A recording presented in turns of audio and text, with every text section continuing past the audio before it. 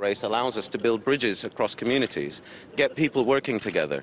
It allows us to celebrate our nation as an idea that is positive, not that is one that is divisive. So I actually think that having the race has prevented extremists from doing what they think they need to do out of the world's attention. You can say you can guarantee the safety of the drivers and the teams. Don't you worry about an extremist that might get in the crowd or some sort of incident happening like that? I guarantee that any protests are not against Formula One. What do you say, Bيرني? Well, I've told the people from the team we've been talking about, I'm very happy to stay here as long as they want to, if they want to work in the normal way they leave about 10 o'clock at night. I'm happy to drive with their mechanics in their car back to their hotel without any escorts. Do you think it's a good thing that Formula One has brought the international spotlight to Bahrain? No, I don't think we came here for that reason. We came here because this race was asked for to be put on the calendar, which we're happy and delighted was, and we've come in here and that's it. It's nothing to do with us, what happens in the country. As His Royal Highness said, there's people complain. We have people in all sorts of countries not satisfied. We have people in England, I think it's Conservative and Labour, that don't agree always on things. So, I mean, that's how it is. That's how the world is. And what's important here, I think, I must say, I don't want to be rude at all, but I think it's a little bit silly putting the race on because he's given the protesters an incredible platform for all you guys to talk to them. They talk about democracy, and which is freedom of speech. They say they've had all the freedom in the world to talk to all you guys. It's not good, though, is it, Bيrnي? You're seeing tear gas, seeing stun grenades, protests on the streets, petrol bombs. It's not what F1 wants to be associated with, is it? It's nothing to do with F1. If people have got a complaint about something else, it's nothing to do with F1.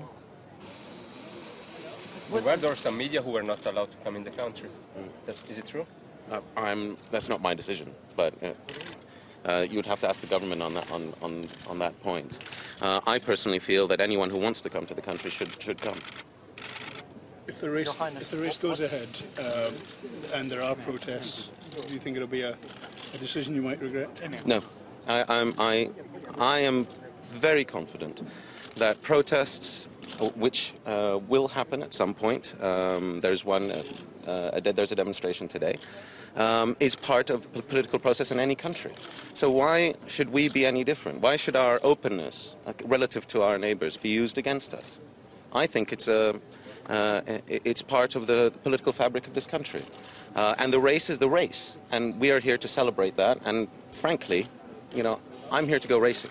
Your Highness, what do you make of the comments of somebody like Nabil Rajab, who says that you're using Formula One as a political tool to further the international ambitions of Bahrain? Well, if we admit that we have problems, if we hold internal investigations with external investigators, and we say that we're not perfect, then I hardly think we're trying to gloss over real issues that exist in our country.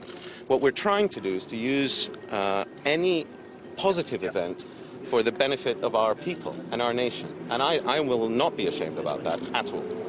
Thank you very much. Thank you. Do you accept that you have been your officers have been too heavy-handed in some of these protesters? We know that in the past year our officers were too heavy-handed, and those that were proven to be were held to account. And any future transgressions, if proven, these people should be held to account. But likewise, protesters should not be given a green light as if they are holier than thou when they themselves are violent. So I condemn violence from all sides. Thank you for your time. Thank you. Thank you.